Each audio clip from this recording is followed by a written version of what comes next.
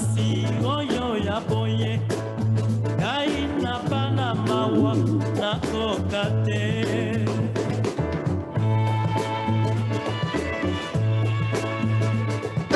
Asusu oyo na ponaka Bawela bokonzi Pena bavwatilio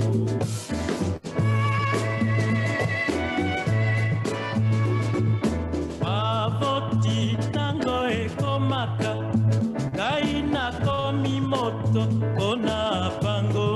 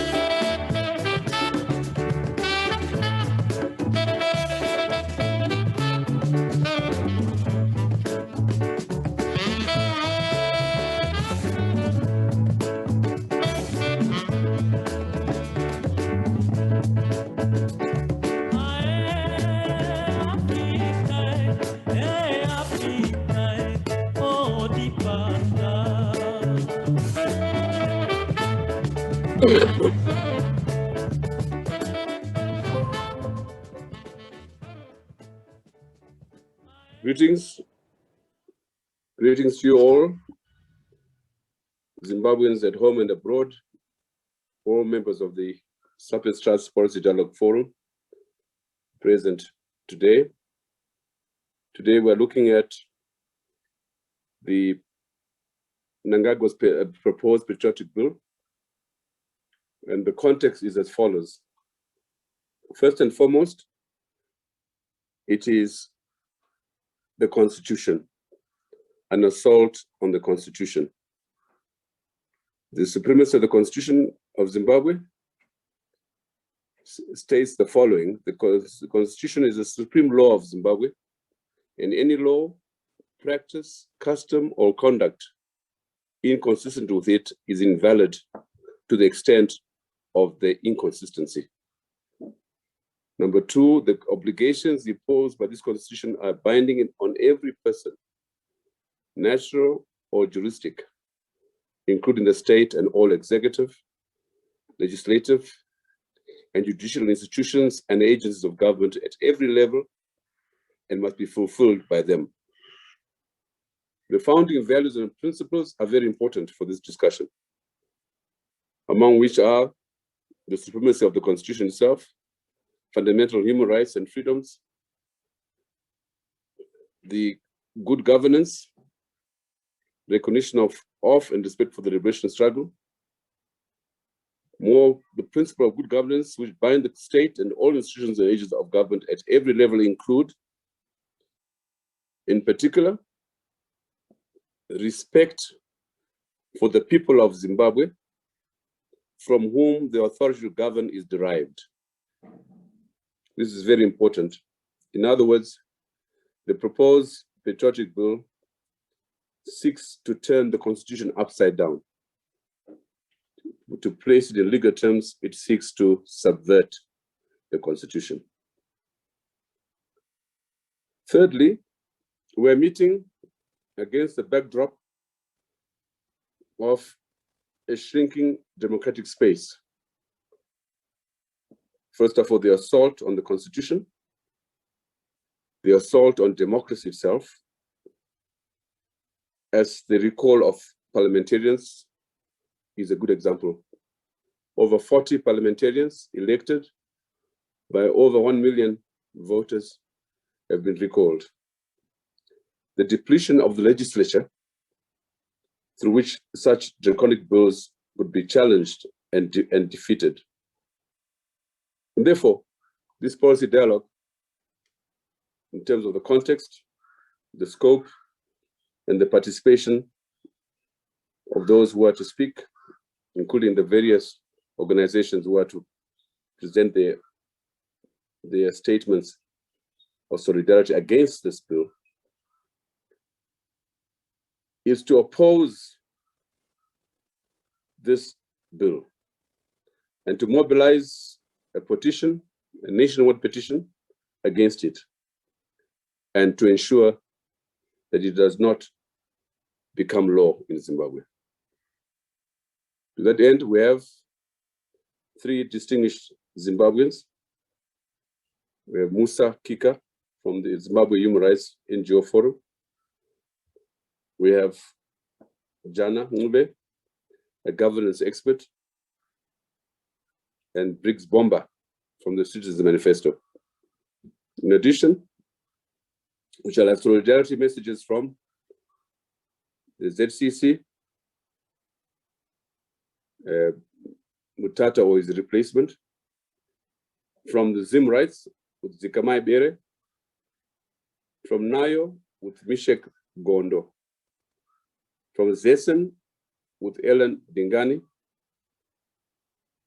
from the Transitional Justice Group, Justina Mkoko, and from Transform Zimbabwe and the 31st July movement, Jacob Ngarivume, and from the MDC Alliance, Fadzai Mahere.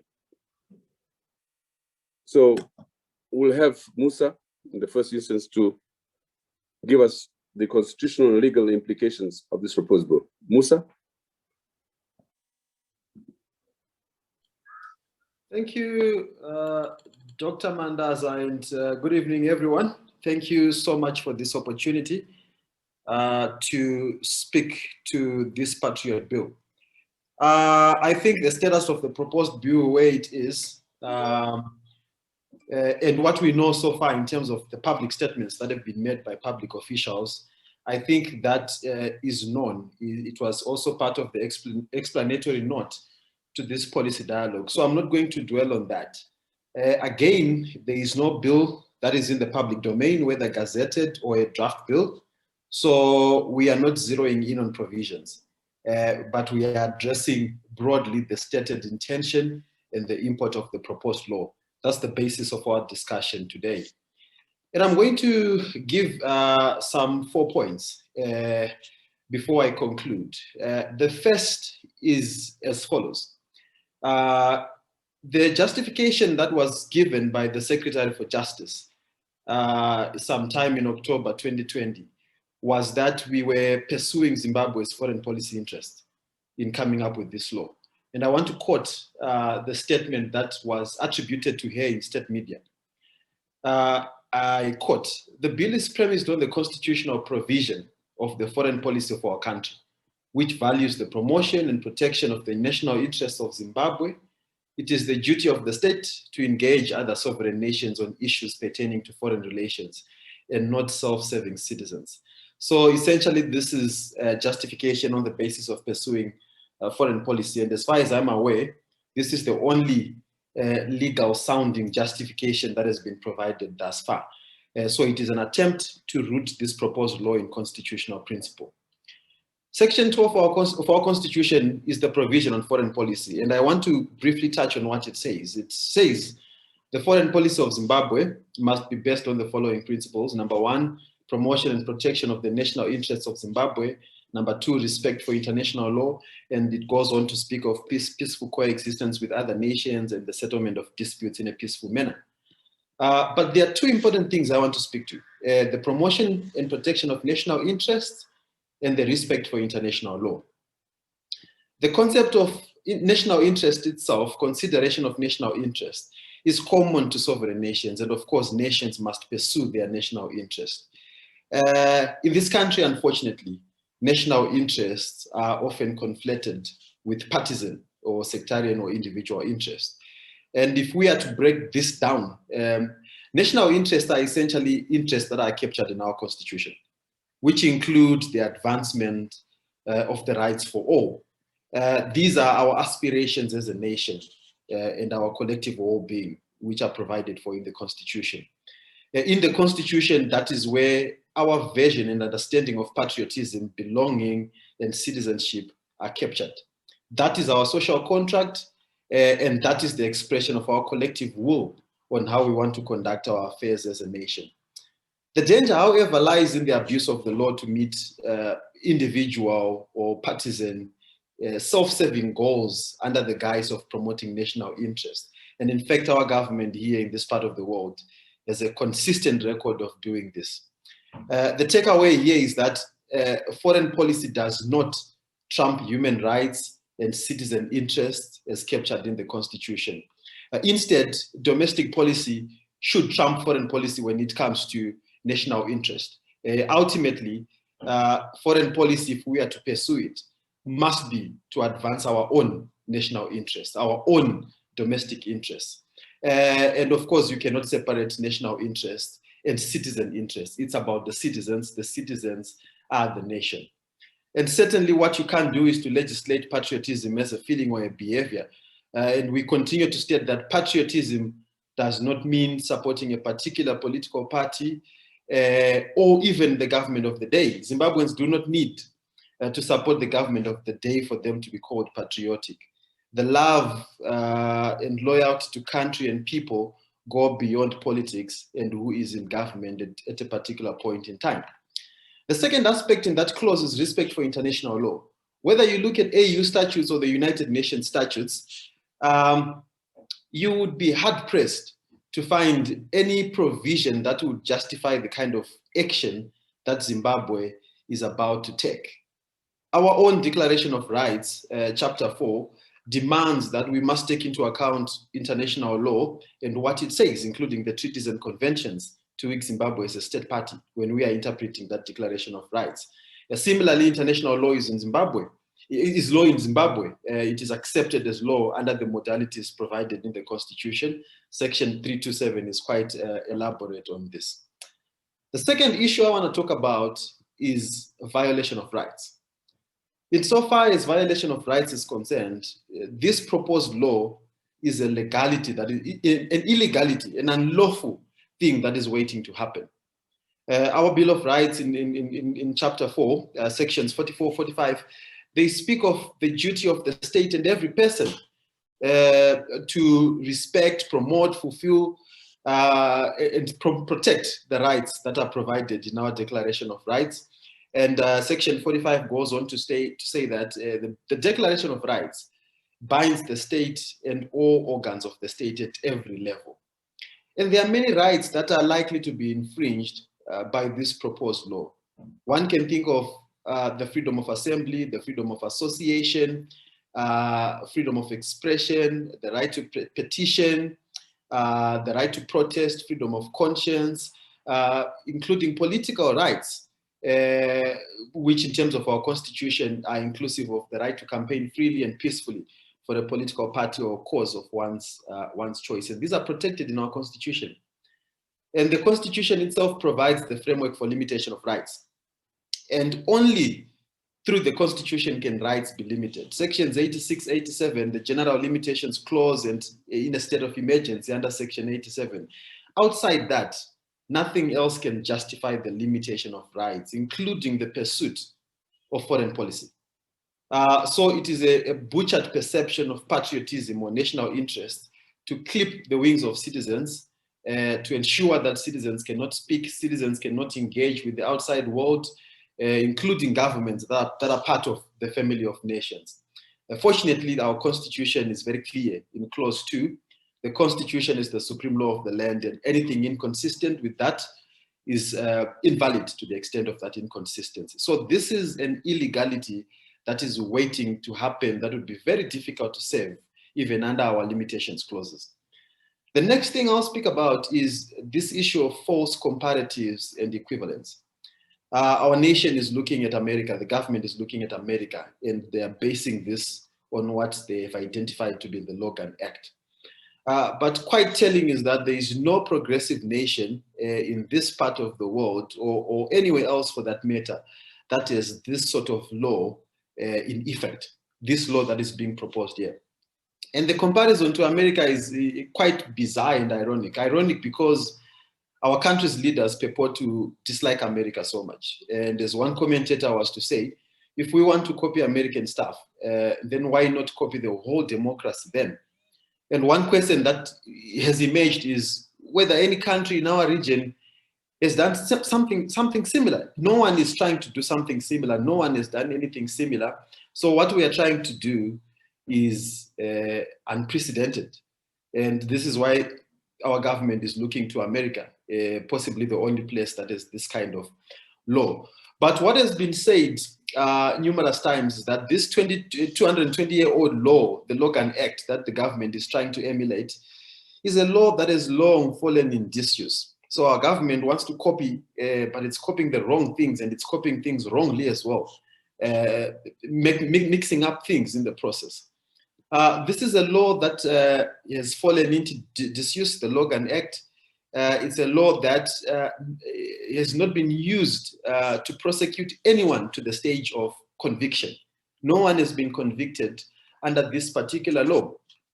Two reasons currently are put forward why this law is not in effect. Number one, it is a violation of the First Amendment to the American Constitution, free speech.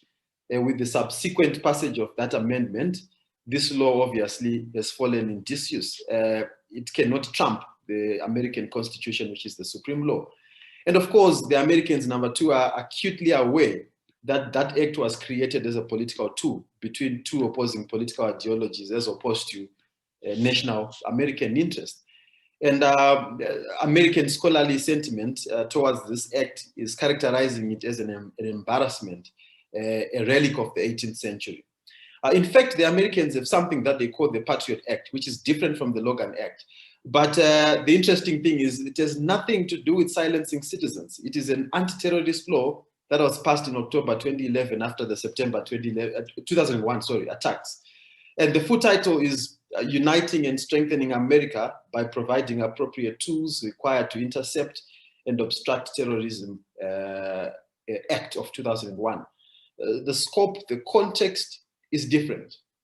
Definitely not what is obtaining in Zimbabwe at the moment. So we are copying wrong things, and we are copying them wrongly. We are mixing up things in the process. The next thing I want to mention is the use of law in Zimbabwe for what we call strategic lawsuits against public participation, or SLAPS in abbreviation. Rule of law as a concept denotes the supremacy of the law, and not the other way around, not the supremacy of those who control the law.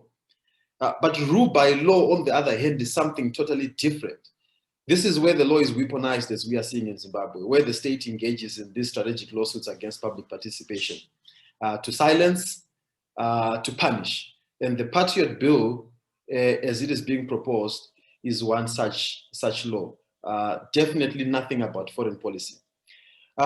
This kind of law falls in that category of laws that normally would be vague, broadly couched, giving the flexibility to the arresting and prosecuting and adjudicating authorities to interpret it in various ways that are likely to, to interfere with the rights of citizens.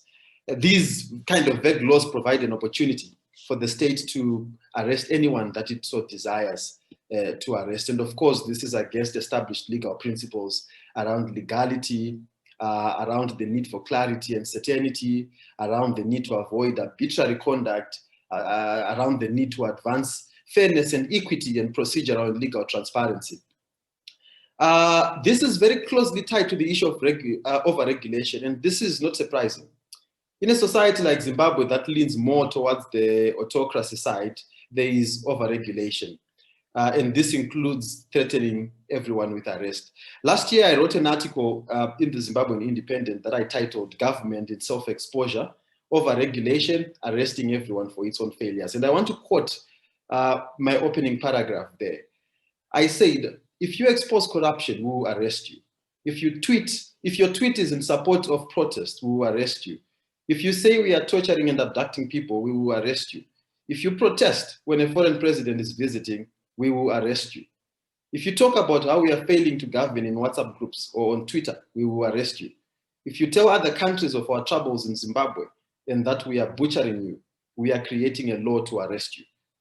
Another new problem emerges, we will enact a law to arrest you. And I think this is literally how our government is operating. We have too many laws, and it is the rule of law that suffers. And I want to quote what I saw some years back in the Washington Post. It was a piece titled "Why the Rule of Law Suffers When We Have Too Many Laws." The writer says, when we have overregulation, the authorities can pin a crime on the overwhelming majority of the people if they really want to. Whether you get hauled into the courts or not depends more on the discretionary decisions of law enforcement officials rather than any legal rule. This is the kind of situation that we are headed into with the promulgation of a law such as the Patriot Law added to the many draconian laws that we already have. The next issue I'll talk about is the issue of policy inconsistencies. The current government has declared itself a new dispensation, different from the regime of Robert Mugabe, that is open to business and respects human rights. But the irony is that what is happening pulls down the core of that very mantra. And it seems lost to our government that the suppression of civil and political liberties is in fact in direct correlation to issues of economic malperformance. Generally, what we see across the world is that market-regulated economies, free societies, development-oriented states tend to allow for greater citizen agency. Overregulation, on the other hand, is suppressive of the creative energy of citizens and the populace, and innovation and free will, all that is killed. This is essentially the situation that we have at the moment. Who is likely to be affected by this proposed law? Almost everyone. Private citizens, basic rights such as free speech, association, these are under attack. What is not surprising is that if you look at the trends in the past years in Zimbabwe, this cluster of civil and political rights that have to do with expression, freedom of expression, free speech, protest, petition, these have been probably the most violated civil and political rights in the country. And that trend is continuing with the Patriot Bill. Civil society is to be affected. And I think this is perhaps the greatest existential threat thrown to civil society at the moment since independence. civil society do a lot of work around advocacy, and that is the arm of work that is exactly being targeted. And advocacy includes engaging with development partners, with foreign governments, with international platforms, including regional platforms. That also touches on the funding issue. Virtually all civil society funding in Zimbabwe comes from development agencies that tend to be development arms of foreign governments. So civil society on a daily basis is engaging with foreign governments, and this is the kind of engagement that is targeted by this bill. And of course, opposition politicians and political parties. To opposition political parties, they may not be able to engage in foreign engagements as part of their foreign policies or as part of mobilizing. This is unprecedented. We have not seen this kind of assault since independence. Business, interestingly, is also likely to be affected. And what the government is doing here is what lawyers call approbating and reprobating at the same time, blowing hot and cold. Where on the other hand, government is talking about being open for business, driving foreign direct investment.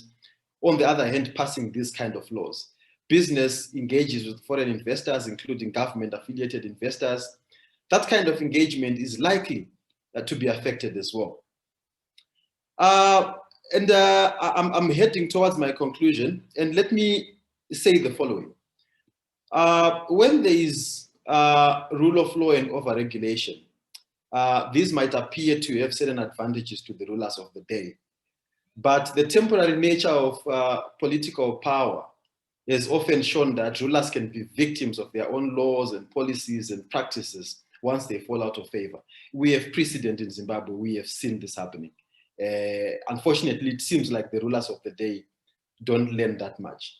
Even if we were to assume that there were some legitimate objectives or purposes, perhaps, to be achieved by this bill, the risks are just too high. And regulation or laws that may have legitimate aims but have significant risks should not be supported. Certainly not this kind of law. The important aspect to also observe is that this bill is not to be viewed in isolation. It is part of the broader scheme that we are seeing in this country in terms of democratic regression. We are seeing this in terms of attitudes and practices of our rulers. And then on the other hand, we are seeing it in terms of legal regulation and policy.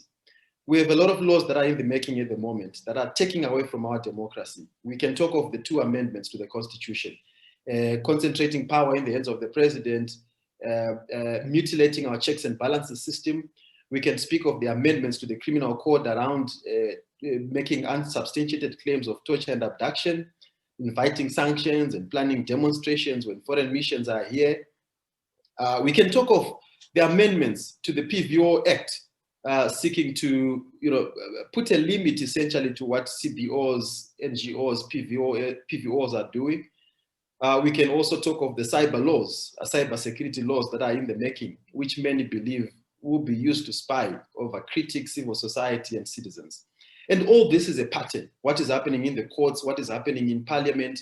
So this bill should be seen as part of that entire process.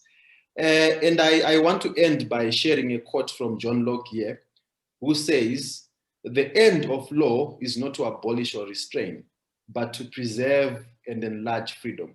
And I think the question to ask here is this bill enlarging our freedom? The long and short of it is that no young and developing democracy would aspire to such a law. I will stop there. Thank you, Ibo. Thanks, Musa. I think you've really outlined the problematic so well. And here, just to highlight some points you've made, is that this bill is a butchered perception of patriotism. It's an illegality waiting to happen. It is ill-informed. The pattern of the Logan Act completely out of sync, and therefore you have, it reflects or betrays a chronic misunderstanding and ignorance of history. You speak of policy inconsistencies, suppression of civil liberties, and you have almost a contradiction between Zimbabwe is open for business under the MNANGAGWA regime, and Zimbabwe is closed for freedom. So everyone will be affected by this bill. Just a question, I know the concept note which we have before us, I'd like to thank Jonathan Moyer for having penned it, and it's published in the Newsday today and elsewhere. But I wanted to ask Musa, before you depart from the stage, what's your understanding? I know it's part of the pattern which I've referred to already about the shrinking democratic space, and you have also outlined other proposed legislation. What I wanted to ask you is, what do you understand to be the specific motivations behind this bill? What is it that, in particular, that appears to be pushing it? When it was being pushed, I noticed that the member of Parliament who proposed it in the House of Assembly has since departed. But what's your understanding? We want to understand this in the context of how we can fight it before it even returns to Parliament for discussion. Musa. Yeah, Ibo, I think this kind of conversation we are having now and the pushback that's coming from citizens and the organized society is exactly what we need. We don't need to wait for this bill to be gazetted or to be put back in Parliament. I think raising the alarm now is important. That's one key way of fighting it now. Well, in terms of the motivation, like I said in my conclusion, this is part of a broader process of democratic regression that we are seeing. There are normally, two areas from which pushback or checks and balances or accountability comes to the state. Number one is the opposition political establishment. And then number two, it's organized society through civil society, labor, NGOs, etc. Through court judgments, through recalls, and a lot of things we have seen, including withholding the resources under the Political Parties Finance Act, taking away Harvest House. We have seen decimation of the opposition, the official opposition as we know it, that was voted in by the people. So that voice, having been attacked in the manner it has been attacked, organized society in the form of civil society remains another thorn in the flesh for the regime. And this kind of law, I believe, is thrown to deal with exactly that. Clip the wings, whatever wings are left for organized society, for labor, for civil society, for the churches, anyone who's a non-state actor who engages with issues of national interest. So I think this is really the motivation. It's part of the mechanism to silence and eventually to punish, because we have been promised hefty penalties for those who breach this law. I think that's the way I see it, Ibo. No, thanks, Musa. Thanks very much. Before I call on Jana Nube, so our next speaker, I just want to welcome those who have joined us since we started: Elena Susulu, David Johnson from the Caribbean, Asu Patel, Jimmy Adesina, Nox Chitio, Labugadenge, Muzulu, my sister Maud from the UK, and so on and so forth. Welcome. Gopal Hooper, Pascal Hollinger, Beishi, Sarah Doman, welcome. Jana, you ready? My dear sister, are you ready? Marjorie Maimba? I'm ready. Welcome. Thank you. Yes. Thanks, Dr. Mandaza, for the opportunity. And thank you, Musa, for that really thorough breakdown of this intention by this government. And thank you for not only analyzing the text, but for also contextualizing it and showing us the cumulative intentions of this government. I think my own intervention really is going to just be a short reflection that comes, I guess, from my own experience as an ordinary Zimbabwean woman who is a professed feminist. In feminist politics, we talk about how the personal is political and the political is personal. And as I was also dissecting the few words that we have seen that have been communicated and expressed around the intentions of the government, there are just some that really stood out for me, and I don't know which one stood out for you. Like the sole mandate of the state, it is not the duty of self-serving citizens, self-appointed ambassadors, conniving, engaging with hostile foreign governments to inflict harm to the country. So all these words jumped at me.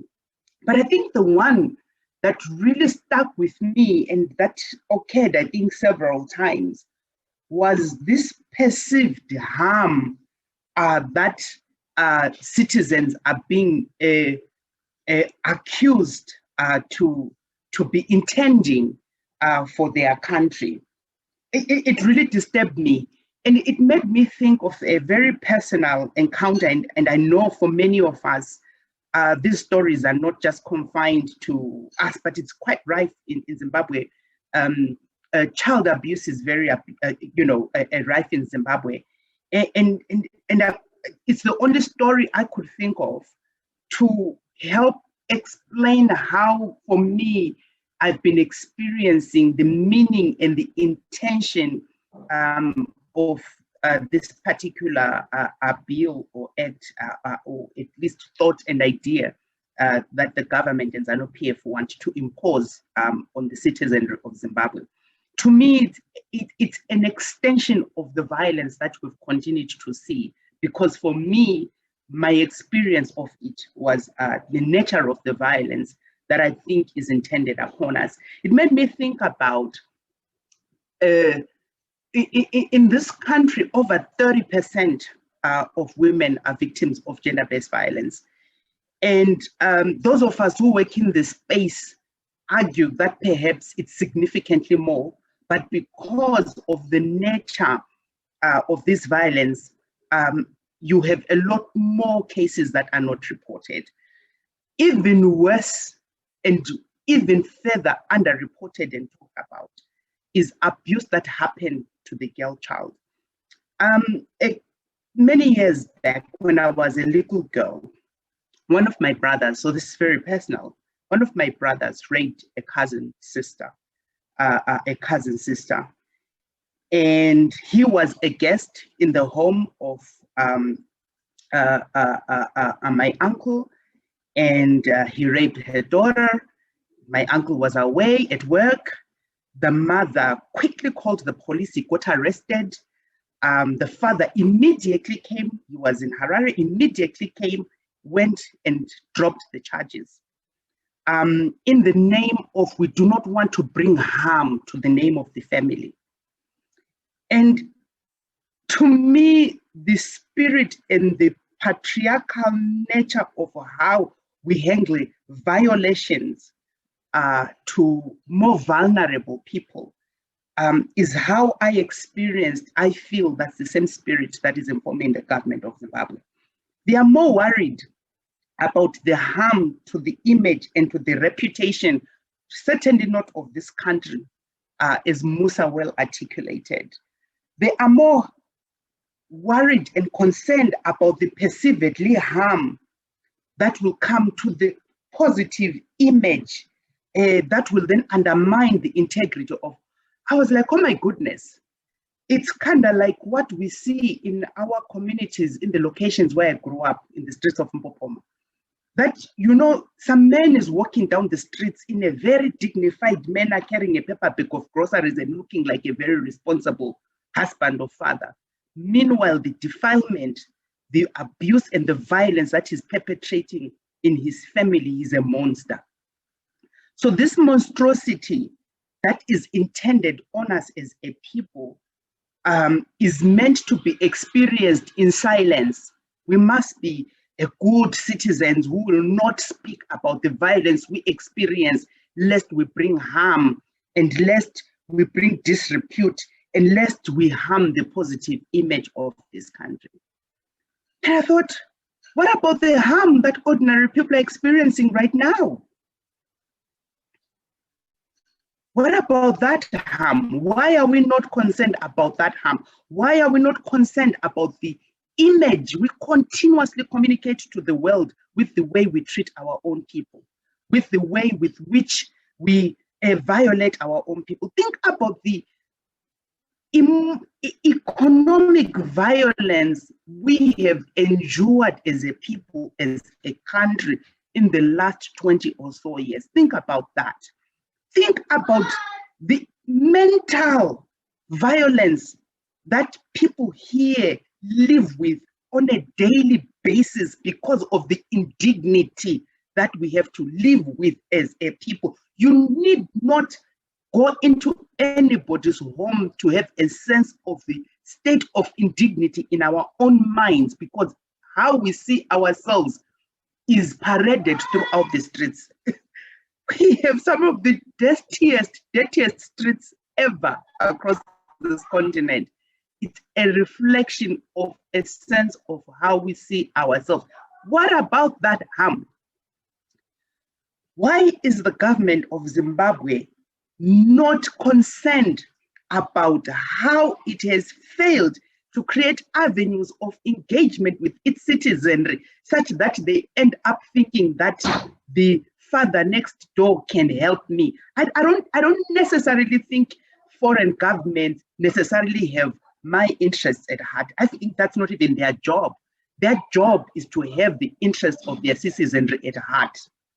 But when you reduce a people to a sense of hopelessness to the extent that they think they have to go to somebody else to try and help fix things in their own home, you should be ashamed, because it's an expression of your failure. That's what the government of Zimbabwe ought to really be worried about and be really paying attention to. I can't even, to me, it's incredible, just the audacity to think that you even want to legislate and determine and control how I feel about my country.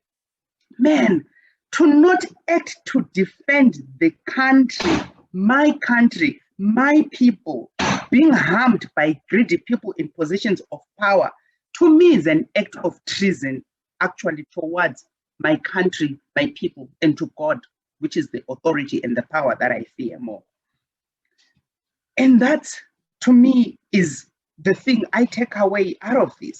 The government of Zimbabwe must be focusing on its own conduct.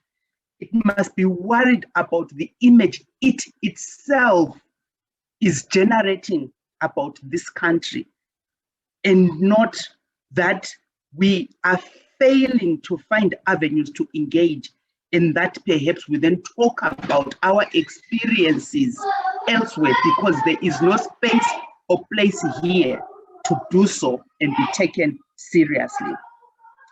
So to me, that really is the thing that I can't believe, that there's the audacity to want to legislate how I love my country. And to conclude, Ibo, for me, it just really made me think about how, as a people, we really need to draw a line somewhere. We need to draw a line somewhere. What does Zimbabwe mean to you? What does Zimbabwe mean to you? When you think about the meaning of this country to your identity, to your heritage, your birthright, what does it mean to you? And I think all of us need to answer this question for ourselves. And maybe lastly, what am I willing to do to defend my country? If anything, if any mischief was intended, perhaps let's twist this around and let it be a way of provoking us to think again. What are we willing to do to defend our country? The history of the people of this country, Igbo, as you yourself experienced and did role model, is that we are willing to do what is possible to defend this country. It was true in the generation that went to fight for the liberation of this country. It is still true for the generation of today. Thank you. most profound, Jana, most profound. And it's not a criticism of the proposed bill, it's actually a stricture. It's an extension of the violence, you say, the monstrosity. It's about economic violence of the last 20 years. It's an expression of failure.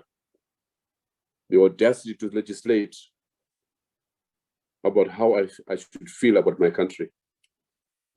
It's an act of treason, Jana says. The government itself, the state itself, has been concerned about its own conduct. What does Zim mean to us? What am I willing to do to defend my country? Very profound, Jana. Thanks so much. We'll get back to you. Briggs Bomba. I should mention also that this program is on Facebook. It's been recorded, and we will have it on YouTube as well. Briggs.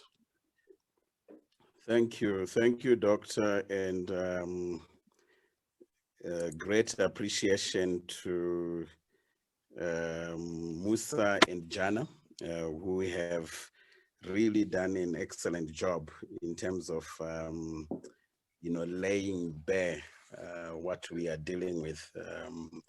When you invited us to speak on the proposed Patriotic Bill, with a question that says, so where to Zimbabwe at 41? I think I must congratulate SAPES, yourself and the whole team for continuing to identify the most important questions for our attention, our engagement, and action, because I like where Jana ended when she says, what am I willing to do? Because at the end of the day, the task before us is not to debate, it's not to pontificate, it's not to philosophize, but it's to act so that we can shift the trajectory of our country. So congratulations for continuing to be that platform. I'm honored to be part of the conversation today as the convener of Citizens Manifesto. We are a national citizens movement composed mostly of young Zimbabweans in their 40s and below, and driven by an almost biblical sense of that, this is our time. It's our time to define the future of the country, and it's our time to claim responsibility for the next chapter, in the history of our country. Jana and Musa have touched on a lot of things, and I'm not going to repeat what they have talked about. I'll just maybe speak to three things. Initially, just conceptual clarification. What are we talking about when we are talking about patriotism? Why has it created this level of debate? So what is it that we are talking about? Secondly, I would like to speak a little bit on our context as Zimbabwe.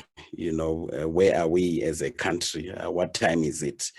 And why is this conversation critical? And lastly, just to share a little bit in terms of what we are already doing as a citizens movement, and what we believe collectively as citizens we need to be doing in order to stop the Patriotic Bill. I like the fact that this is not a neutral platform. So even in your introduction, Dr. Mandaza, you already set the task that it's to stop the Patriotic Bill. So in terms of patriotism itself, there are few things that, really resonate with me, from what other thinkers have shared. And I'm just going to run a few that I've, come across. And I see here patriotism as the duty of a patriot is to protect his or her country from his government. I thought that was quite provocative. When I'm talking about patriotism, the duty of a patriot is to protect his country from his government, or her country from her government. Secondly, patriotism means to stand by the country. It does not mean to stand by the president or any other public official. Again, I think quite, apt. Thirdly, patriotism is supporting your country all the time and your government when they deserve it. I think, again, you can't, do better than that in terms of defining patriotism. And I like the fourth piece here. True patriotism hates injustice in its own country more than anywhere else.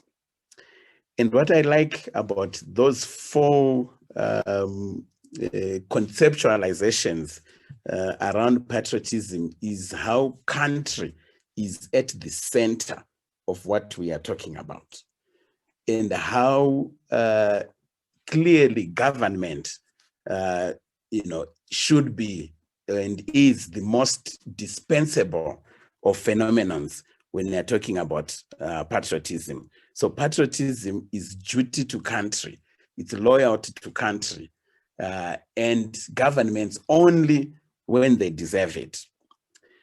So when we come to our context, I think it's very important, because that's also, it will help us understand why from the executive and now even from the legislature, current executive and current legislature, we are seeing the proposals for the Patriotic Bill. I think in terms of where we are as a country, from Citizens Manifesto, we have put forward an argument that says we are at a moment, a very historical moment, a moment of a historical change of guard, a moment in our history that is defined by a vigorous struggle to define and to steward the next big era in our history as a country. That's where we are.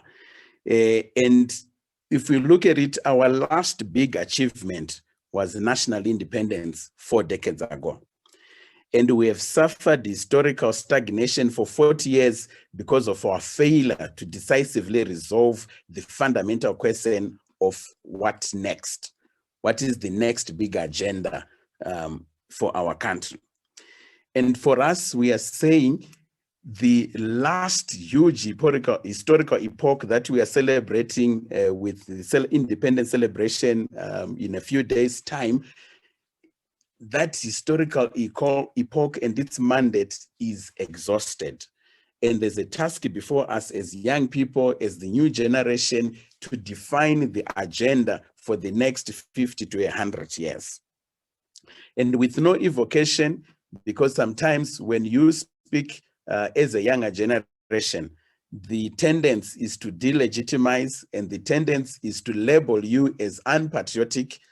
So we want to make it very clear, with no equivocation, that we thank and will forever be honoring the patriots who brought independence for us.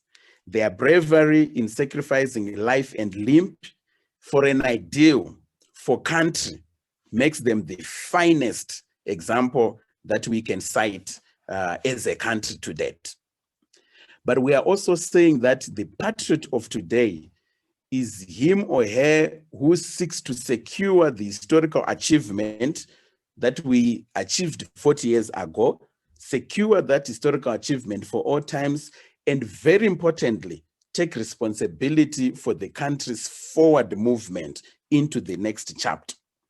In other words, we are saying the activist of today, as vilified as that activist is, that activist of today represents the patriot of today, because he represents the torch bearing that's going to move this country into the next chapter.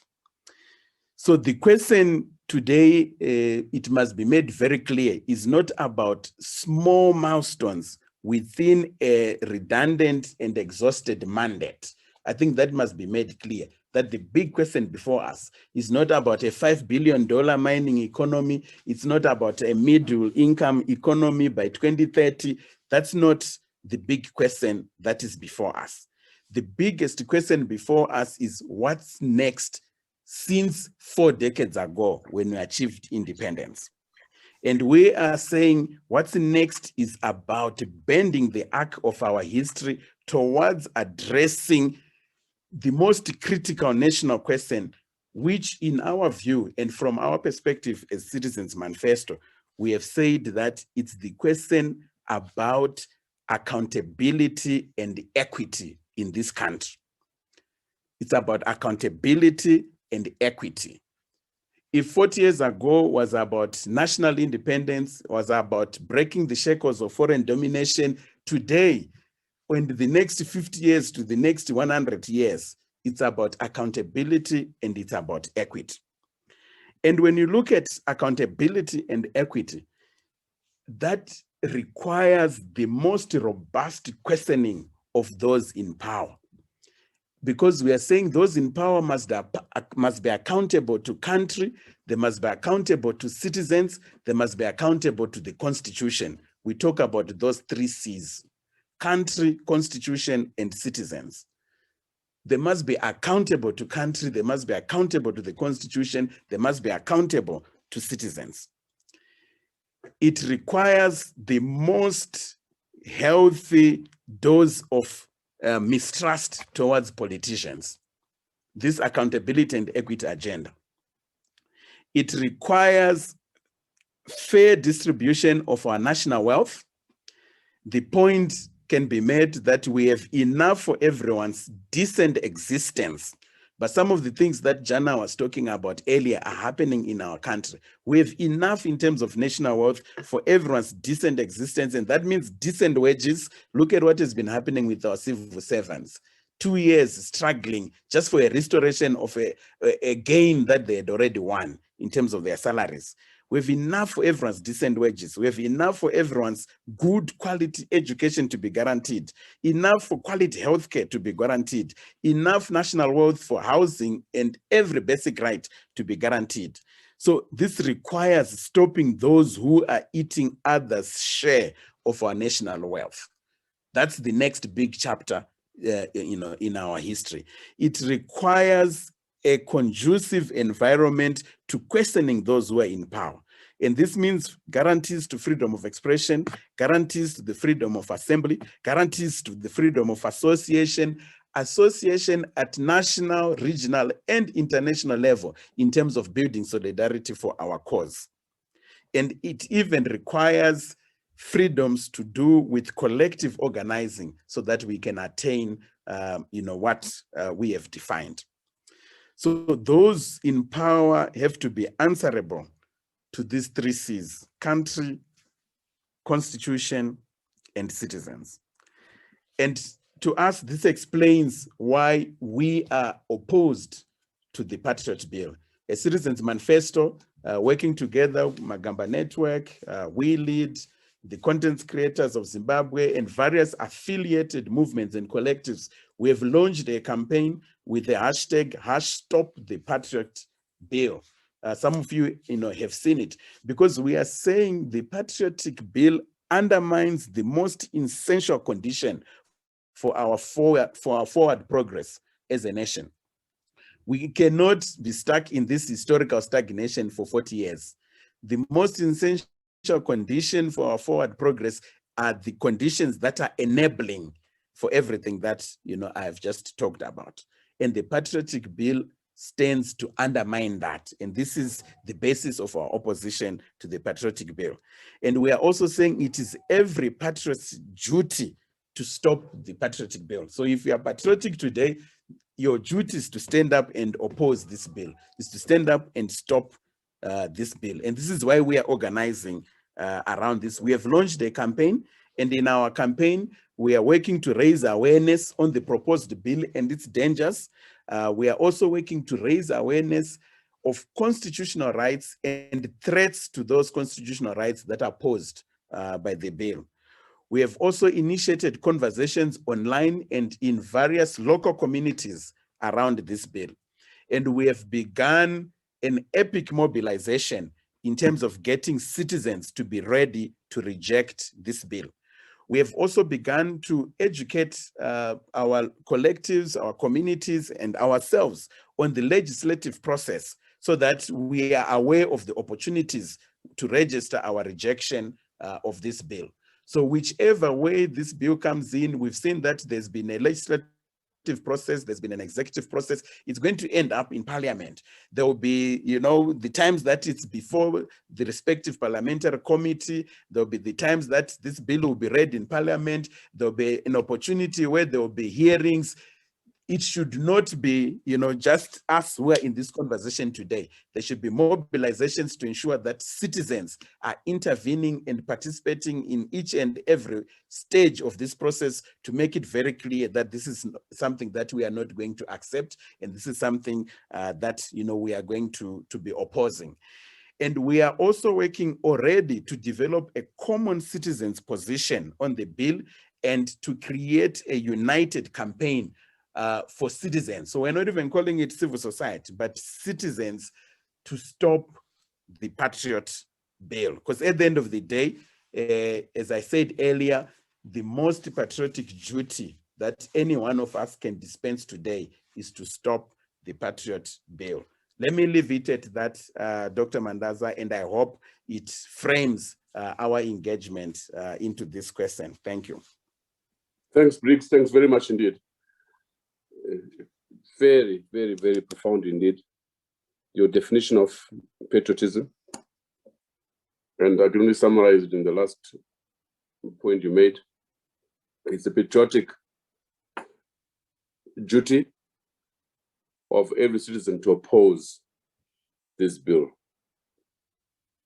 And that, and I think we take up your challenge and say that we are as part of this conversation, we're going to conclude this discussion with the idea of a petition, a nationwide petition, and would therefore want to broaden the campaign beyond the Citizens Manifesto to make it nationwide. I now, before I call in the various organizations to make their solidarity messages, I just want to welcome those who joined us: Keith Silika from London, Siku Mashingaidze, Natalie K from GC. Welcome. We now have our messages. We are going to begin. I hope you're all ready. There's something wrong with my video here. Mikhail.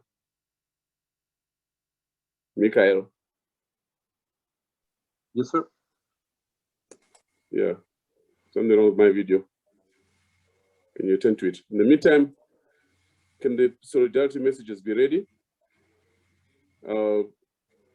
Begin with the ZCC, the Zimbabwe Council of Churches. We have Tariro Senderai to make the message. 2 minutes each, 2 to 3 minutes most. It will be followed by Zikamai Bere from the Zim Rights.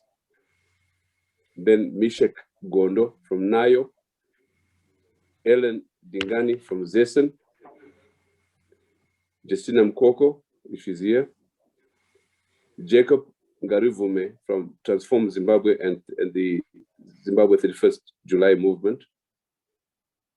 Fadzai Mahere, MDC Alliance. And Tony Rila from the PCC, who will then move the motion for the petition with a nationwide petition against this bill. Tariro, are you ready? Yes, I'm ready, Doc. Thank you for the opportunity to speak. I stand in on behalf of Reverend Dr. Kenneth Mtata, who couldn't make it today, but I think I'll just speak on the position of the church with regards to the proposal. So I will not touch on what has already been spoken about, but I think I'll start by how the church defines patriotism. So the church is concerned with Zimbabweans beginning to define patriotism in an inclusive manner, in a manner that is acceptable to the general populace of Zimbabwe. So we must not lean on the narrow definition of the term that is forced on citizens that they do not believe in or share in as a core value. When it comes to patriotism, we realize that our allegiance as Zimbabweans is to the Constitution and to the country, which is made up of not just the soil alone, but the people and societies that occupy that soil. So it ceases to be patriotism if there seems to be an apparent fixation with an individual who is sometimes the head of the state. So as the church, ZCC believes that patriotism should not be idolatry of the nation, number one. Patriotism should not subvert individual and community rights, number two. Patriotism should not define itself in relation to other countries, but in terms of the relationship between the state and its people. Number four, patriotism must not separate people, either by ethnic, racial identities, generational differences, and or political affiliation. And of course, patriotism cannot be achieved by law or by force. So according to the ZCC, we look at patriotism being able to be achieved through national cohesion after the healing of the wounds of the past, in order for us to have a collective pride to the future of Zimbabwe. So as the church, there's a realization that we are called by God to also desire a better country. So our complacency here invites judgment in the kingdom of God. Our lack of action or silence in holding public officials to account fails to revere the image of God found in the neighbor. So patriotism for us must seek to unite a nation that is divided and not divide further a broken nation. In a constitutional democracy such as Zimbabwe, where the country lives by the 2013 constitution that protects the right to freedom of speech, association, and conscience in the Bill of Rights, citizens must be able to, number one, criticize their leaders in the form of the president and public officials. Number two, they should be able to hold their president and public officials to account. Number three, they must be able to expect more. It is correct for you as a citizen to expect more from the president and public officials without fear of being labeled as someone who is not so patriotic. So I will not speak of the intentions of the legislature in terms of legislating patriotism either through the proposed bill or through the amendment of the Criminal Codification Act, because I think this has already been spoken about. But I'll then put out the recommendations. I think we've done some consultations as the church with regards to this issue, and this conversation is ongoing for us, but we just want to put to the table the recommendations. For us, number one, the Constitution must remain the basis of engagement. So the embodiment of what we call patriotism is found in the supreme law of the land, which is the Constitution. Rules of engagement found in our Constitution speak of Zimbabwe as being a multi-party democracy, as being a country that respects the principle of separation of powers, as being a country that promotes peace and stability, as being a country that accommodates diversity, respecting one another in our diversity, and of course, it bestows the reciprocal obligations on the state and on the citizens of Zimbabwe. Number two, as a recommendation, is that proposals on patriotism should pass the constitutional test. Proposed bill should not attack the spirit and the letter of the Constitution. It must meet the tenets of the Constitution by complementing what is already enshrined. So where there are contradictions between the Constitution and what is being proposed, this must be addressed by respect of the supremacy of the Constitution. Then the third recommendation is that the voice of the governed should be louder than the voice of the governor. The interest of the church always remains with the ordinary citizen of Zimbabwe. Priority should be redirected to the position held by the majority citizens of Zimbabwe upon consultation versus the voice of minority groups found in cabinet. Then we would also want to speak as a fourth recommendation about the representative role of members of parliament, that it needs to be strengthened with clarity. So our legislators must be reminded that they are in parliament, not by their own might or intelligence, but they must discharge their representative role amongst other roles as a key priority. Representative of the collective voice of a constituency and not of individual political persuasions. Not all Zimbabweans can be in parliament. Then the fifth recommendation is that a proposal of this nature must always come from the people.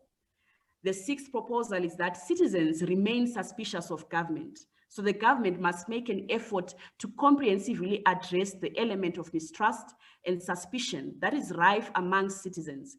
Even when government proposes something that is supposedly good, citizens remain suspicious.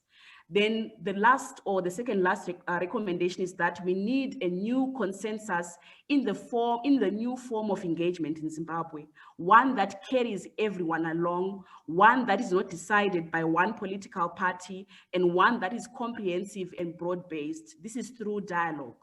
Then the last recommendation is that there is need for national cohesion versus cohesive force. Citizens should not be forced to be patriotic through legislation, but must be persuaded by their personal convictions to safeguard the interests of the collective.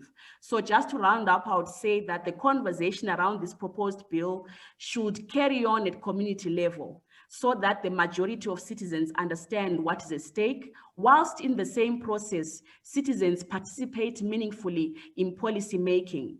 The church continues to encourage the spirit of engagement on developmental and policy issues that is constructive and imparts knowledge. In the event that such a proposal is taken up by Parliament, citizens will be empowered to resist the Patriotic Bill from an informed point of view. So this is the position at the church. We have consulted, we continue to consult and also to raise awareness around the issue with our constituency.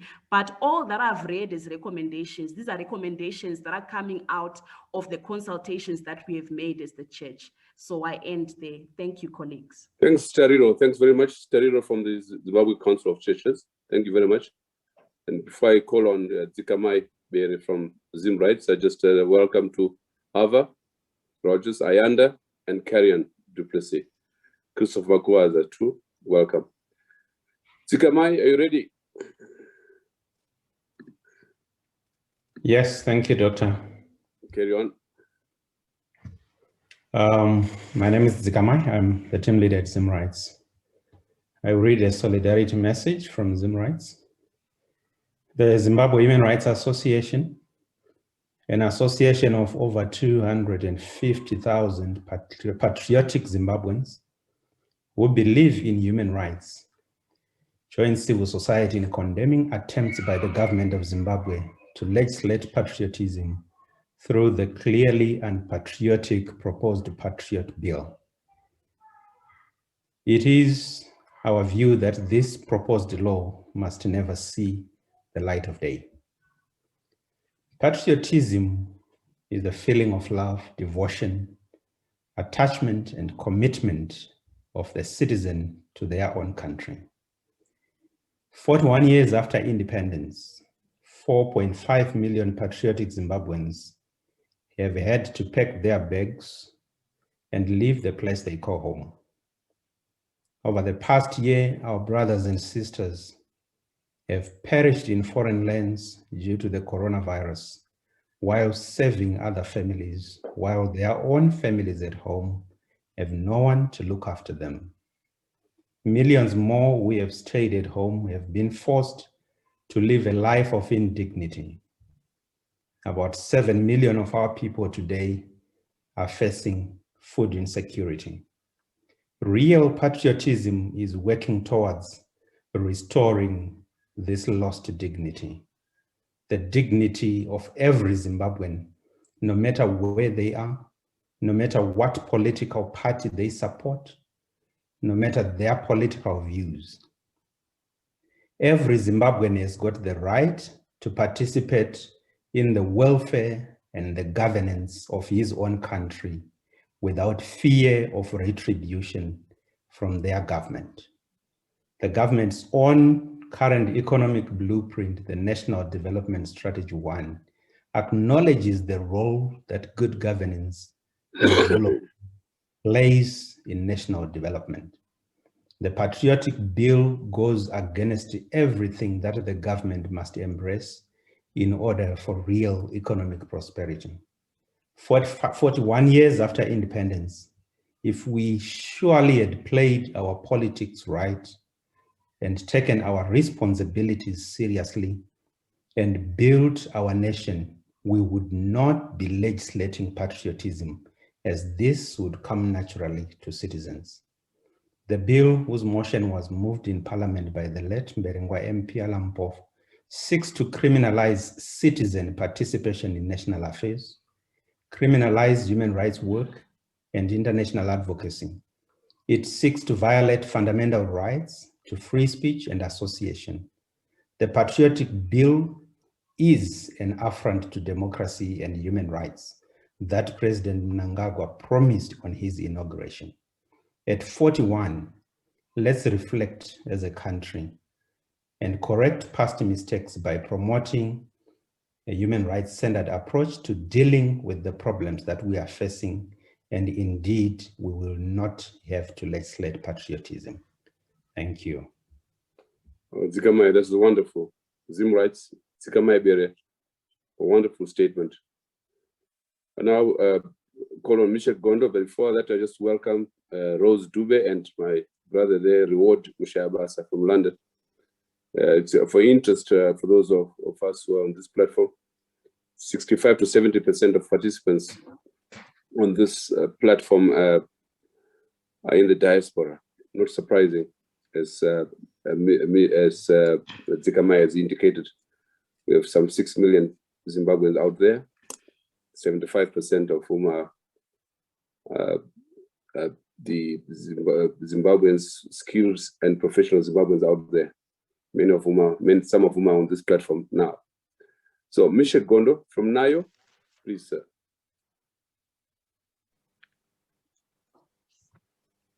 Thank you very much, Comrade Ibo, for this opportunity.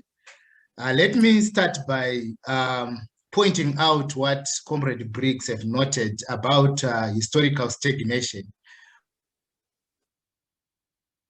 of this patriotic bill. Let me point out that it might be historical retrogression. I'm Michel Gondo from the National Associations of Youth Organizations. One of the fundamental things that we need to take into account is the majority of young people, is indicated by different statistics in Zimbabwe. They are young people that are those at the age of 35 and below, but also that those young people that are in their 40s is narrated. And as we were defining the issue of patriotism, we don't differ with other definitions that have been alluded here by different presenters. And just in brief, our own understanding further to the elucidations that have been already submitted by other presenters. Patriotism must allow the young people to innovate, must allow the young people to develop freely. They must express themselves within the confines of the Constitution. Patriotism must not be defined in a partisan manner, must be an element that embraces the spirit of Ubuntu and oneness.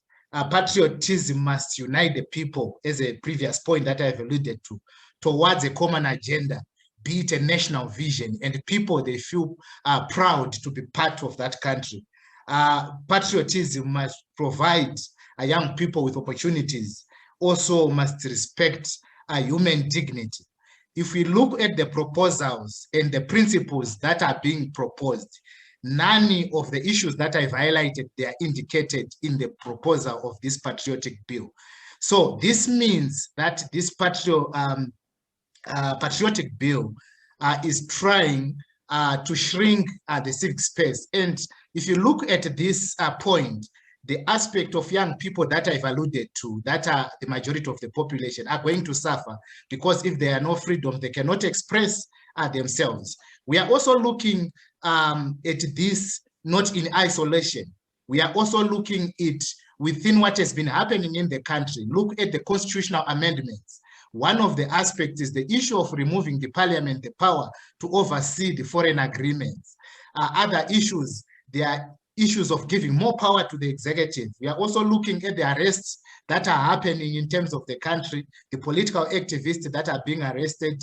We are also looking at the recently introduced the issue of National Youth Service. We are also looking at the labeling of CSO as agents of other governments. So all these things, they are coming back to the issue of the intention of this patriotic bill that is intended to shrink the civic space. So our position as the young people, and as we continue to consult, we are saying we must not allow such a bill to continue because it will not allow the development of young people, as I have alluded to. We must focus on what unites than what divides us. And the Patriotic Bill is one example of a tenet that will divide the people of Zimbabwe. We must resist this. In conclusion, patriotism is the ability to guarantee those freedoms, the dignity of the people, eradicate poverty, access to freedom, respect of divergent views. And young people of Zimbabwe are going to make sure that they engage in various forms peacefully to make sure that we protect the interest of the Constitution.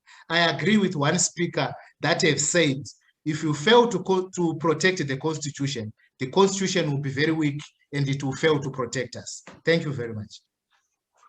Thanks so much, Mishek. Speaking on behalf of the majority of the population of this country.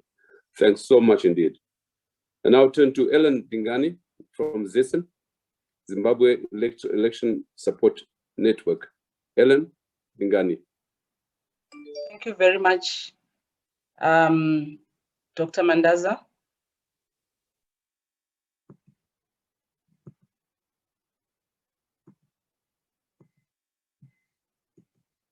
From the Zimbabwe Election Support Network, we are concerned by the proposal for the introduction of this Patriotic Bill, which we are discussing today.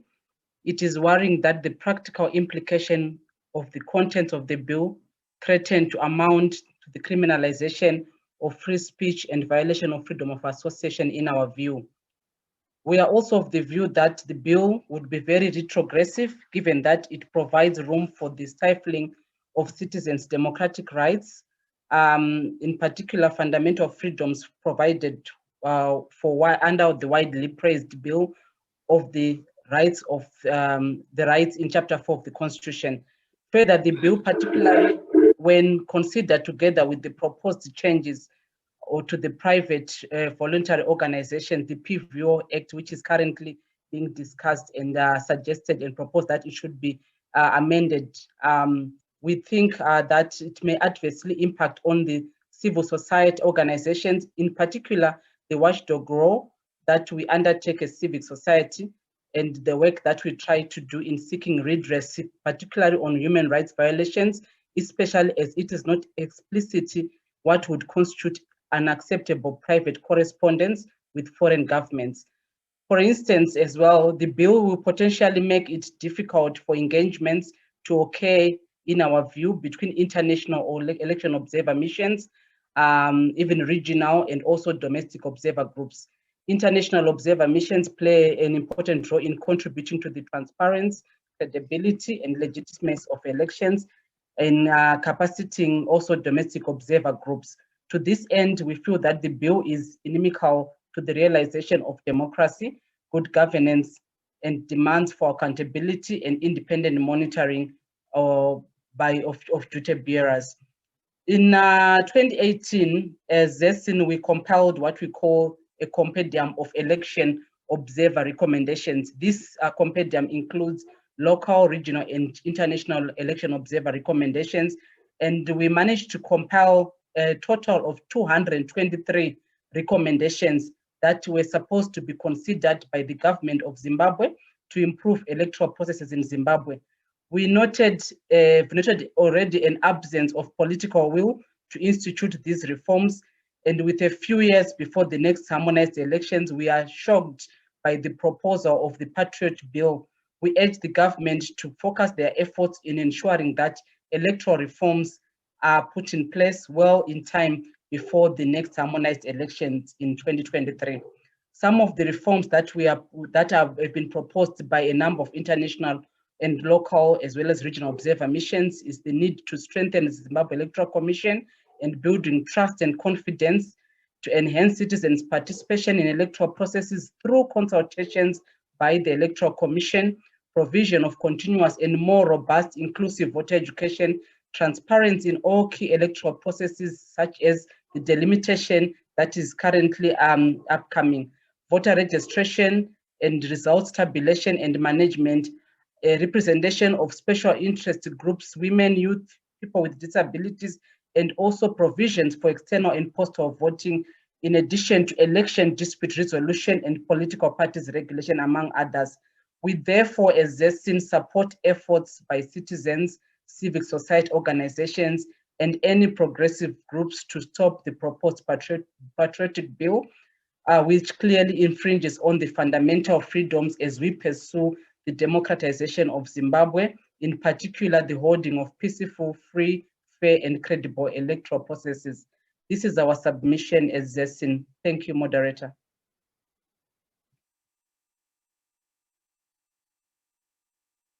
Thank you very much, Ellen, from ZESIN. Very clear, very coherent. Thank you. We now move to Jacob Ngarivume. Jacob Ngarivume, very special welcome to you. We know of you from the 31st July movement and Transform Zimbabwe. One of our luminaries in the struggle for democracy and transformation in Zimbabwe. So we welcome you to this platform and ask you to make your presentation. Jacob Ngarivume, Transform Zimbabwe, 31st July movement.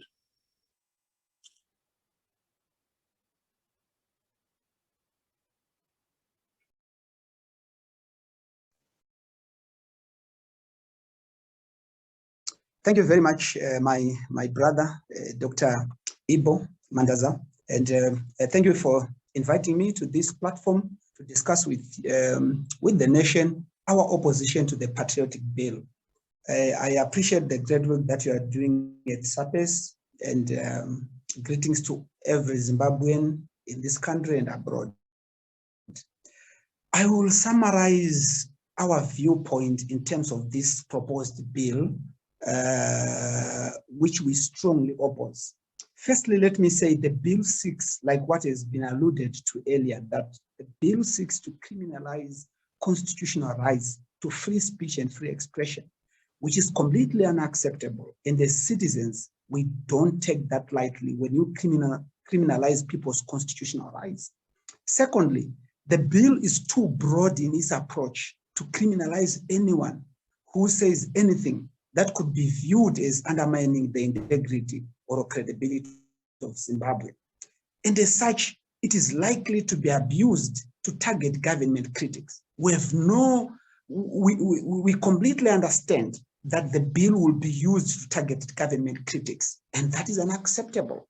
Thirdly, the solution, let me say and emphasize what already has been said by others, the solution to Zimbabwe's bad image is not to silence those who point it out, but it is to address the problems and human rights abuses and impunity and corruption. Corruption is a big issue in this country. It's a big deal. If you don't end it, there's no way you are going to run this country properly. So we are saying you should deal with these issues rather than targeting those who point it out. Fourthly, the Patriotic Bill will undermine the fight against corruption because it will be used to silence those who speak out against corruption, those who oppose corruption. Those are the people who will be targeted. As soon as we called for the anti-corruption demonstrations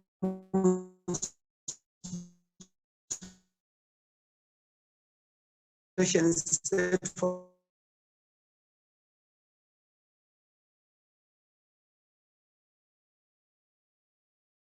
the 31st of July 2020. Tell you, I was labeled unpatriotic, meetings that I never had, like with alleged meetings with Americans, some of the people they were alleging. So clearly corruption. And so it is an accident, this bill. Point has enough laws to deal with genuine cases of terrorism. So the new law is clearly targeted at activists, which is completely wrong. We have the criminal code, which covers treason. And we all know that treason has been abused to charge people like Munyara Zigwisa, who was charged for watching a video of the Arab Spring, merely watching a video. A man was charged for treason. We know some laws that could really cover that. Then let me say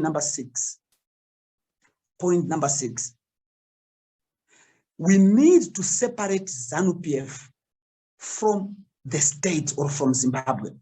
Criticizing ZANU-PF does not mean that a person is not patriotic, because ZANU-PF is a party, is a political party that must be criticized. So there's no way absolutely you should say, if you criticize ZANU-PF, then you are unpatriotic. I think that is a serious problem we have in this country. And then my last point number 7, enactment of the bill will do more harm to damage the image of Zimbabwe, because the country will be viewed and seen as a rogue pariah state. So clearly, this bill on its own, enacting it and discussing and debating it like it has already taken place in Parliament, will make sure that Zimbabwe is further tarnished, not by the people who are exposing corruption, but by leaders who are trying to enact a law that will suppress the people's constitutional rights. So already they are doing the damage themselves. They are trying to take a leaf out of the Logan Act, which is completely wrong, because the Logan Act in the United States was never used to charge anyone. It was not a progressive law like Musa has said. So we have a problem at hand.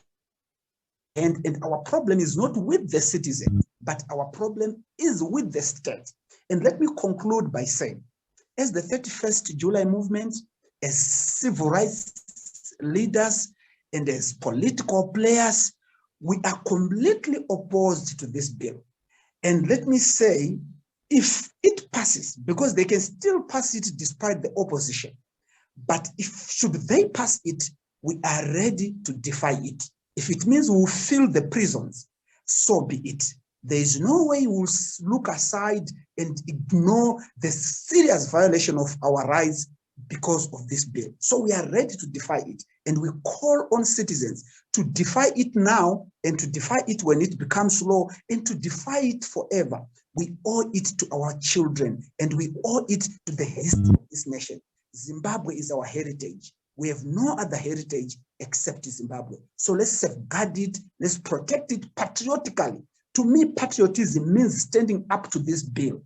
There is no way we should accept it. So I call on citizens to defy this bill and to stand together. And so we support the initiative to speak out and rally opposition to this bill. Thank you very much, Dr. Mandaza.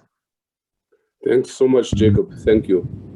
Thank you. And I think our participants, our viewers across the world are happy to see you.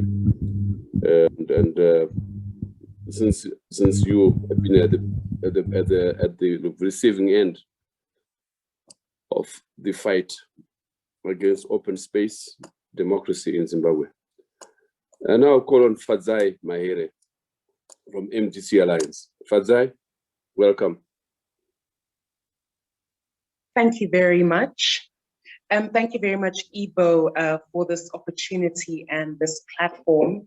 As the MDC Alliance, we wish to emphasize that patriotism is the duty of every Zimbabwean. However, the Patriotic Bill as proposed is anything but patriotic. Patriotic is not blind acceptance of the status quo. Patriotism means constant vigilance and asking whether the direction our country is headed in is the right one, and whether that direction makes our country a better place. And so to all progressive citizens, patriotism must mean supporting the values that are set forth in the Constitution, helping to ensure that everybody, regardless of their gender, their race, their ethnicity, their religion, their political affiliation, has the opportunity to enjoy the democratic freedoms of our nation. It's about working not just for oneself, but for the good of all.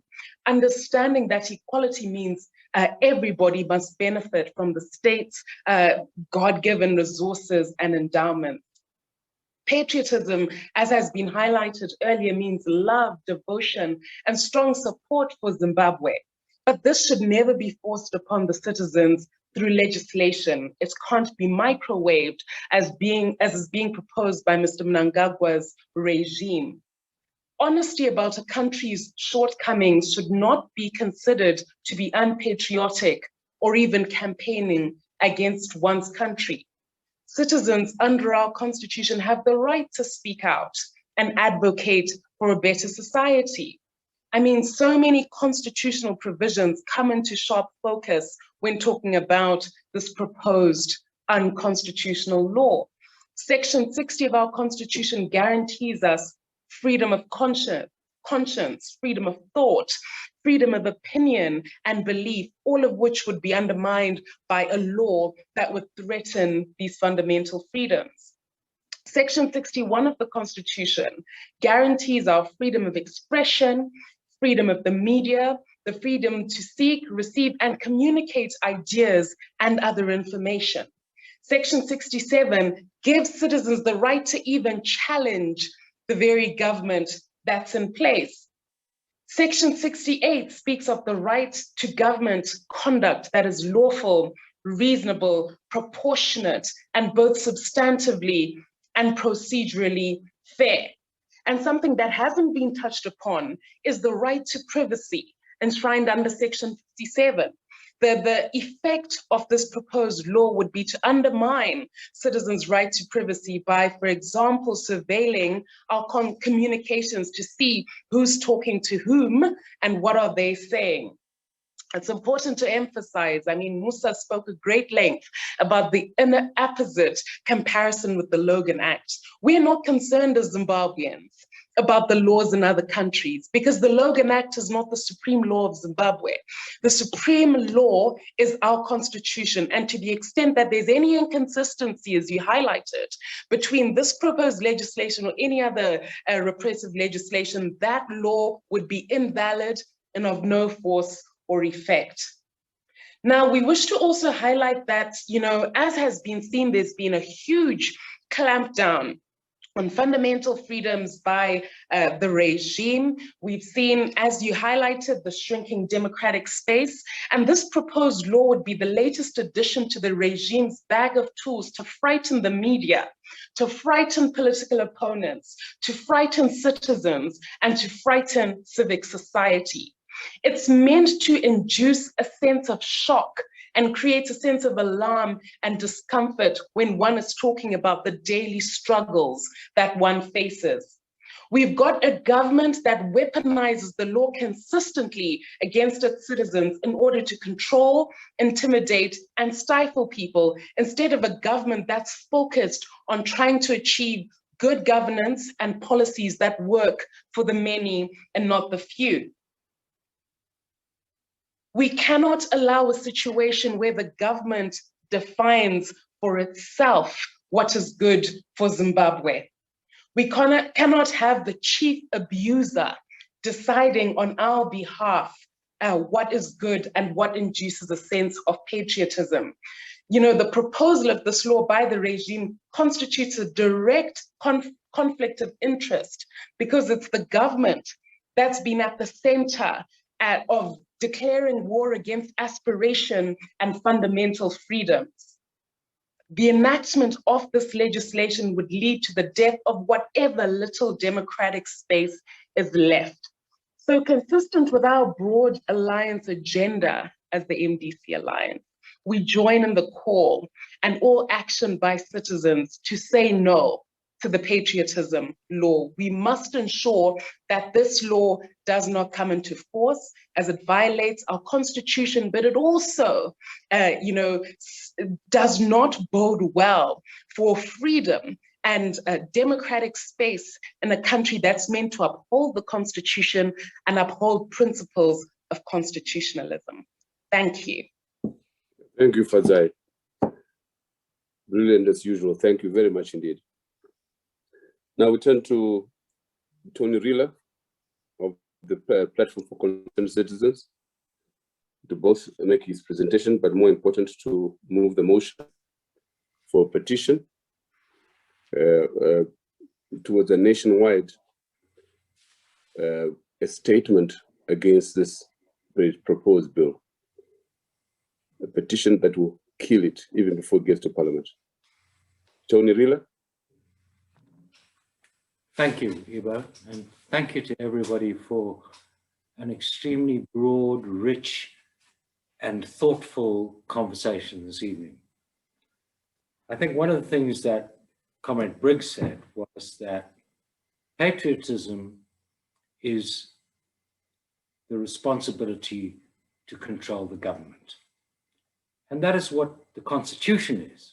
The Constitution is an instrument to control the government. All governments exist to be criticized, and they must be criticized because rarely do governments get it right. And that's what citizens are for. They are there to point out the failings and the mistakes of the government. So any attempt to close that space is against the citizen. And as Iba pointed out in the beginning, in the preamble, in the beginning of our Constitution, it says to all of us, we are responsible for ensuring that the Constitution is applied.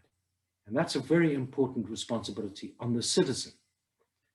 What I've heard this evening, and you've all heard, is the Patriot Bill, in its intent, is an attempt to close down the space for the citizen voice. It is part of a broad assault. Musa pointed that out, and all of you have endorsed that in all your different ways and in your different constituencies of how the citizen's voice is to be closed. And our critical voice, the voice that government needs in order to behave better, is being shut down. So we need to oppose this bill as part of the assault on all our freedoms of speech, association, every single one that's entrenched in the Constitution. So the Patriot Bill must be resisted not of itself, but as a part of a broad assault on us, the citizens, on civil society, opposition political parties, on the nation as a whole. It is offensive, but is offensive as part of many other things. So therefore, we note right now that sometimes government make incredibly stupid mistakes. And to legislate for the citizens how we understand and feel and believe and love our country is an immensely stupid mistake, frankly. And therefore, opposing the Patriot Bill is opposing a whole raft of positions that are very, very important for us to fight back against. And so therefore, opposing the Patriot Bill is opposing the assault on our freedoms. It is must be the beginning of a fight back for citizens to take back our rights entrenched in the Constitution. And therefore, we need to use this in a wise way. And what can be suggested here is a petition, not a statement, but a petition through all the organizations who've spoken here today, to reach out to the citizens to say, you shall not define what kind of Zimbabwean I am and who I can talk to about what I like and what I don't like about my government. And so the appeal right now from the PCC is that all the organizations here come together in a petition process. It's already begun with the Citizen Manifesto, and we ask for an inclusive, non-competitive, all-embracing petition to move this thing forward. And this is the first step in which we take back our country. Thank you. Thanks, Tony. Thanks very much. We will, towards the end of this program, which was in the next 20 minutes, ask Tony or any of the organizations here represented to indicate the modus operandi towards the petition and the mobilization across the country. It has been done very arduously, and of course, very in an organized fashion. Where we have heard from the organizations and the three panelists.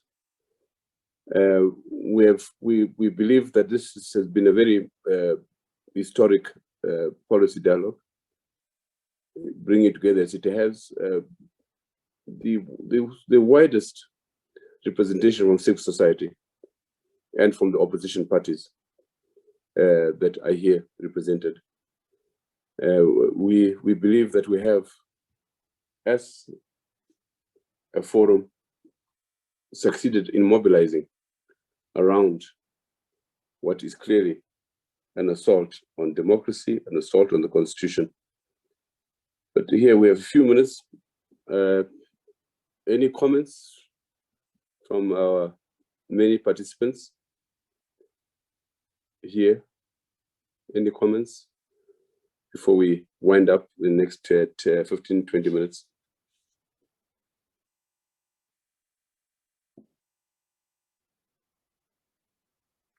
Please raise your hand.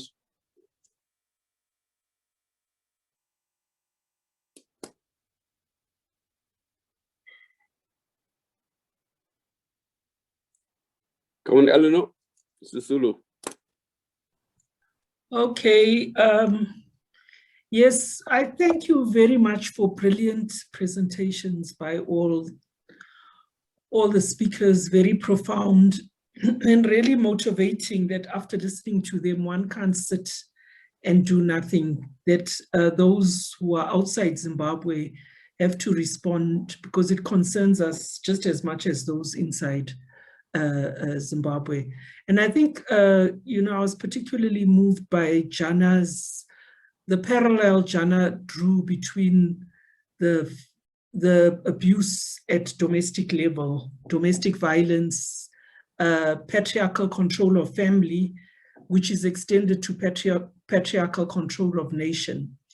And this notion of home, it's literally driving Zimbabweans out of destroying the concept of home and what we feel is home. And I think it's not much different actually from the law in Thailand and the assault against the citizens in Thailand. And we need to find ways of mobilizing international solidarity so that we can actually put pressure on the Zimbabwean government internationally, and citizens in the diaspora can do what they can.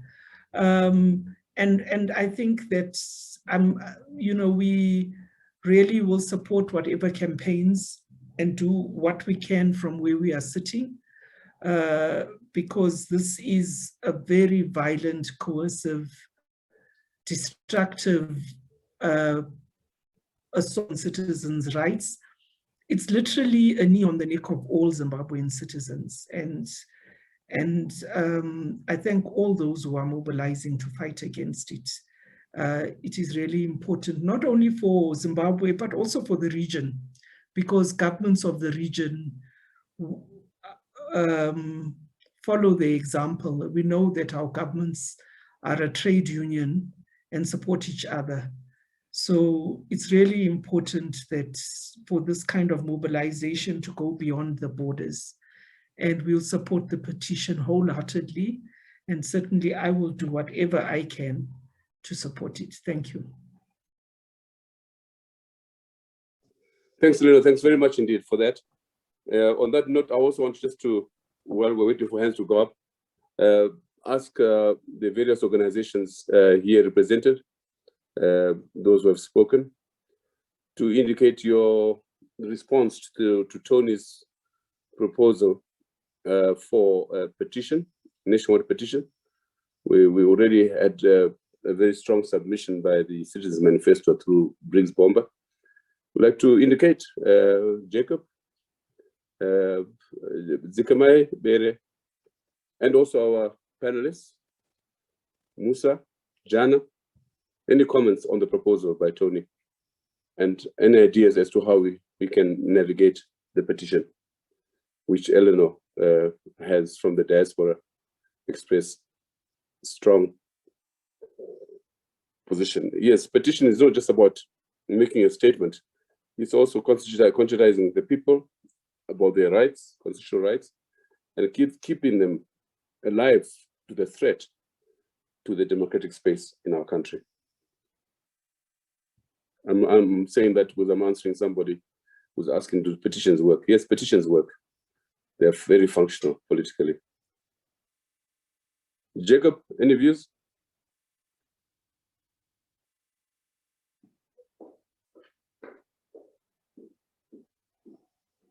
Zikamai?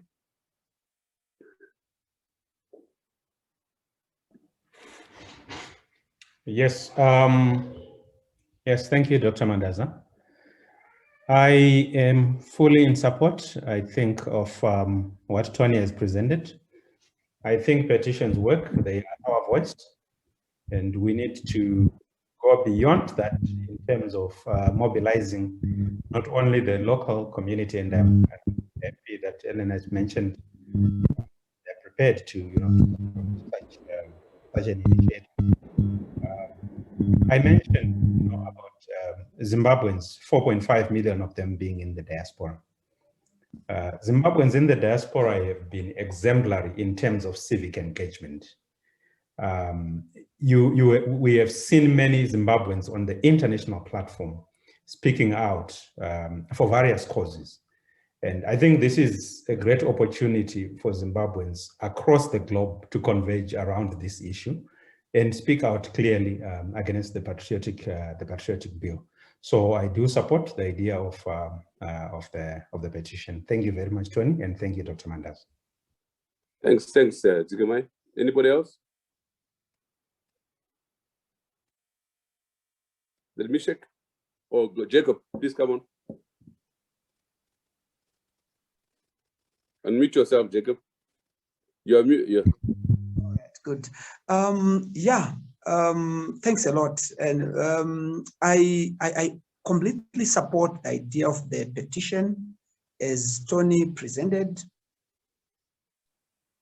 I would like, in fact, to go beyond the fact that we don't only need a petition, but what we need, the language that we need as far as fighting what is happening in this country, we need to go beyond. Once we galvanize support from within the country and from outside the country, Zimbabweans in the diaspora are citizens. That is very important. Denying them the right to vote, the right to all these rights that they should be enjoying as citizens is wrong. So we need to engage with them. Let's petition, and we are ready to support such a petition. But we also know that we only need the petition. So should it come for us at a time that we need to act, we need to go to Parliament when there are sessions, that we show that as citizens we are completely opposed to this Patriotic Bill. I would even propose that we go beyond petitioning. Whilst I subscribe to the notion that petitions work, I also subscribe to the notion that we need to do something beyond petitioning. It could be the first stage now, the petition, but we need then to go beyond it. That is the point I would want to emphasize on. And that would call on all of us as citizens. That would call on all of us as we converge on this idea to say, this is wrong, this is what we don't want as a nation, so that we become progressive and so that we're able to defend a position which we have agreed on. So yeah, we completely agree with the idea of the petition, but let's go beyond the petition in subsequent sessions so that we also act and are on the ground engaging citizens, so that it doesn't end being an academic session, but it's a session that engages all citizens who may not even understand the basic legal language of a bill, but they're out there in Lotito, they're out there in Bikita, but they want to be part of this opposition to this patriotic bill. Thanks, Jacob. Thanks very much. Anybody else before we wind up? Yes. Thank you, Dr. Mendes. I support the notion of a petition as a starting point, which is so powerful. Then definitely, like is that Mishek? Sorry, is that Mishek? Yes, it's Mishek. Yes, Mishek, carry on.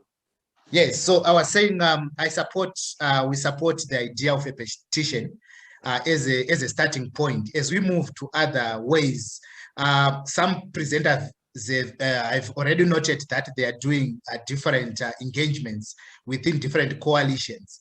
So and also the issue of bringing the citizens to be aware of what exactly is being discussed is very important.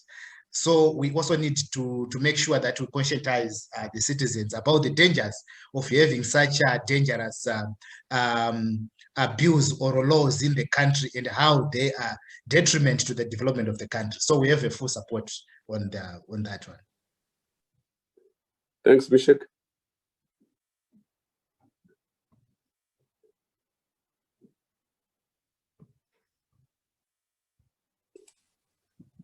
Please, can I see this competition?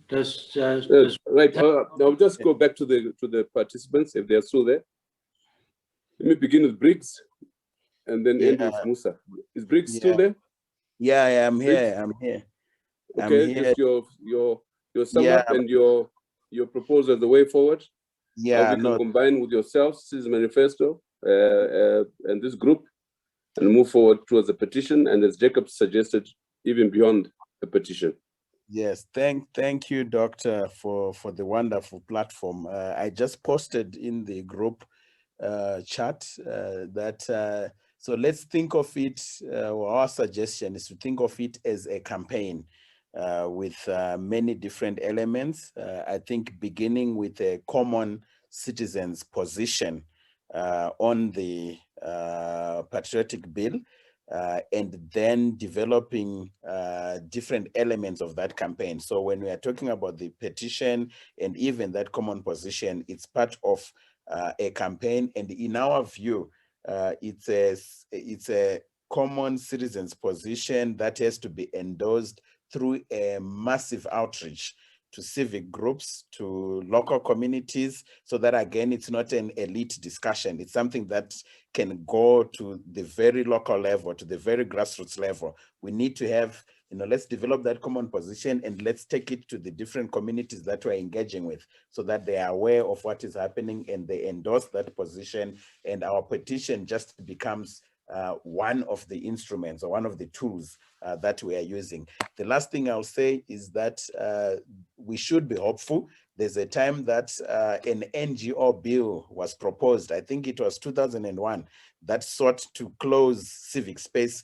in the same way that the Patriotic Bill seeks to do. And the organizing we did then, the massive mobilization that was done then was able to stop that bill. So we should be hopeful that if we are united, we have common purpose, we are diligent as citizens, we will be able to stop this bill. Thank you very much. Thanks, Briggs. Jana, is Jana still around? Jana may have left. Musa? Thank you, Dr. Ibo. Thanks, colleagues. I am 100% in support of this initiative. I know there are a lot of questions around whether petitions work, etc. A lot of people are also convinced that the bill will just sail through in Parliament because ZANU has 2/3. They are able to easily pass the 50% plus one. That's correct, but we have a lot of leverage as citizens and as organized society. we can raise the political cost, we can raise the reputational cost, and that's work that we can do. So yes, the forum is fully in support of this. I'm glad that Citizens Manifesto have something going on. I think we can start there as the basis of our collective action. We can then discuss modalities around the coordination, but the forum is fully available to partner and support. Thank you. Well, thanks very much. I think on that note, we can conclude and just highlight the main issues again. I think we said that this Patriot Bill seeks to turn the Constitution upside down. It seeks to subvert the Constitution. That it's an assault on the Constitution itself. It's an assault on democracy, and as Musa Kika pointed out in his presentation, it falls within the pattern of a gradual erosion of democratic space. It is taking place, it is being introduced against the background of depletion of the legislature, which would otherwise oppose this and challenge it, and that so therefore makes this kind of conversation that we've had, it makes this kind of concept that we have, the concept of civic bodies that we have managed to put together tonight, this evening, essential to oppose, to mobilize nationwide as a broader mobilization against what is clearly the growth of autocracy in a military securocratic state that Zimbabwe is. We want to ensure that it doesn't take off, and therefore we'll ask Tony Rila and Briggs Bomber and Musa Kika to assist in putting in place the modus operandi towards the petition and follow-up action so that we don't end up here. What's important that this conversation has been recorded, it's on Facebook, to be on YouTube, and it will be transcribed as a document representing our views such as we have presented this evening. So on that, I'd like to thank you. And in 2 weeks' time, we have another very important discussion on the national question in Zimbabwe, looking at the ethnic question and its current manifestations and how to, and the scourge of it since independence, Gukurahundi, the Rambachina, the killings of 2008, the killings of August 2018, 2019, and how we can arrest this rot. So thank you.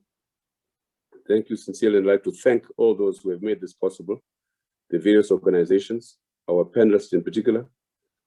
Jonathan Moyo has helped to put the concept note together. Tony Rila, my comrade in arms, for assisting in putting this together this evening. And to Mikhail and the background staff, and all of you out there, the diaspora, for whom this platform has become a ritual for meeting, especially during the COVID era when we have not been able to meet in person. So thank you very much and goodbye.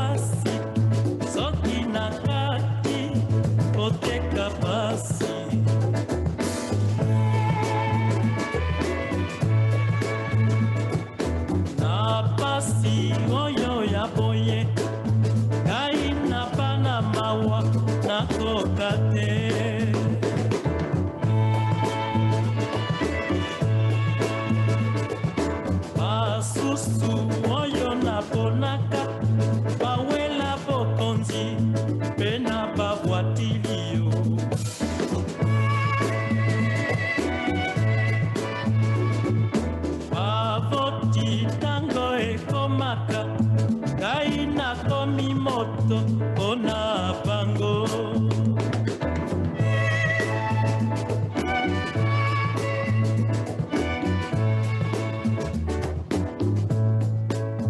Nakomituna mondele akende ipanda totuaka goya nani ye Afrika e.